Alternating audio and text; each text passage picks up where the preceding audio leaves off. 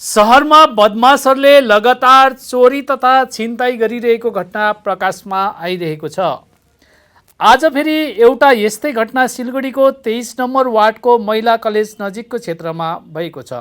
घटनाक्रम अनुसार आज बिहान लगभग 7 बजे दुईजना बदमाश अचानक घरभित्र पसेर महिलाको चेन खोसेर चम्पट कसे।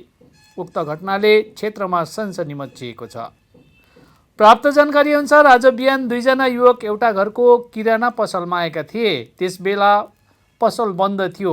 महिलाले घरबाट ती युवकलाई सामान दिइन्, तर ती युवकले बारम्बार फरक सामानहरूको माग गरे। त्यसपछि उनीहरूले घरमा प्रवेश गरेर महिलाको गलाबाट सुनको चेन खोसे अनि तुरन्तै चम्पट कसे। यसपछि एकजना व्यक्तिले ती युवकहरूलाई पछ्याउँदै उनीहरूलाई समात्ने कोसिस गरे, तर ती युवकहरूले उनलाई धक्का दिएर स्कुटीमा सवार भएर चम्पट कसे।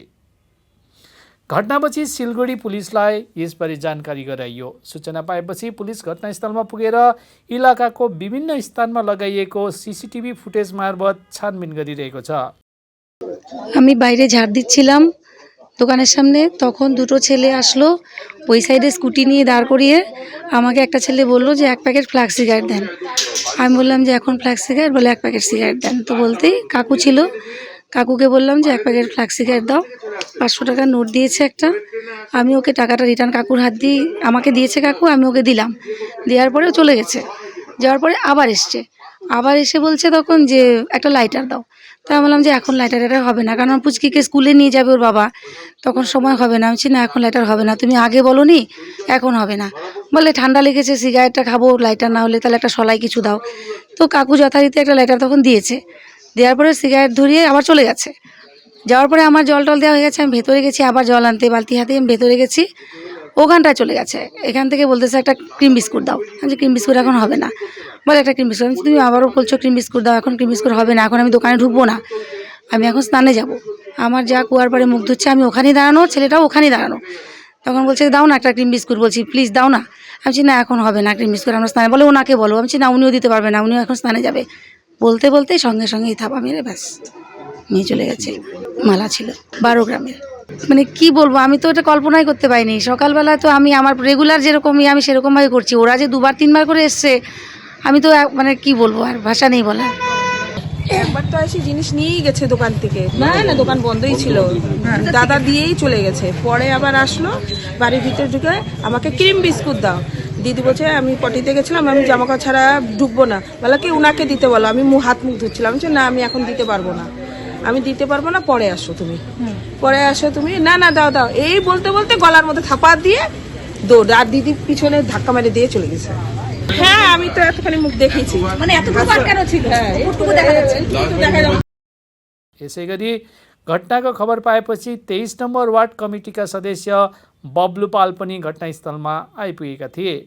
उनले यस अवसरमा भने आज बिहान छिनताईको घटना भएको छ। इलाकामा पुलिस निगरानीको लागि हामी ज्ञापन सुम्पिनेछौँ। অ্যাকচুয়ালি আজ সকালে 6:30টার দিকে সাধন সার বাড়ির সামনে তার মিসেস পরিষ্কার করছিল। তখন দুটো ছেলে, তার যেহেতু একটা দোকান আছে, দোকানটা বন্ধ ছিল, একটা জিনিস নিতে আসে, সিগারেট বা কোনো কিছু জিনিস নিতে আসে। উনি বারবার না করে যে না এখন আমি দোকান 10টার আগে খুলবো না, কিন্তু তারা শুনেনি। তো 2-3বার বলার পরে ওরা যায়নি। হঠাৎ করে তার গলার যে চেন যে ছিল সেটা নিয়ে ও দুজন এসে চেন নিয়ে পালিয়ে যায়। আর 2-3 দিন থেকে দেখা যাচ্ছে যে আমাদের 23 নম্বর ওয়ার্ডে এই 4টা 4:30টার দিকে যত ইলেকট্রিকের যে শাটডাউন যে আছে, লাইটগুলি যে আছে যেখান থেকে আমাদের কানেকশন দেয়, সেই ইলেকট্রিকের লাইনগুলি ওরা বন্ধ করে দিচ্ছে।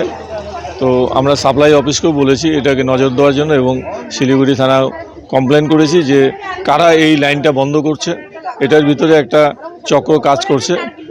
আর পরশুদিনও একটা 1:30টার দিকে এরকম একটা ঘটনা হয়েছিল। আমরা ওই থানায় কমপ্লেন করতে বলেছিলাম, পলিটেকনিক কলেজের ছেলে আছে। তো শিলিগুড়ি থানা আইসি সাহেবকে আমি সকালেও এটার মেসেজ দিয়েছি। আবার নতুন করে আমরা কাউন্সিলর আমাদের যে লক্ষ্মীপাল আছে, তিনি থানায় আইসি সাহেবের সাথে কথা বলে আমরা 23 নম্বর ওয়ার্ড থেকে একটা ডেপুটেশন দেবো, যাতে পাড়ায় টহলদারি রাখে পুলিশের জন্য।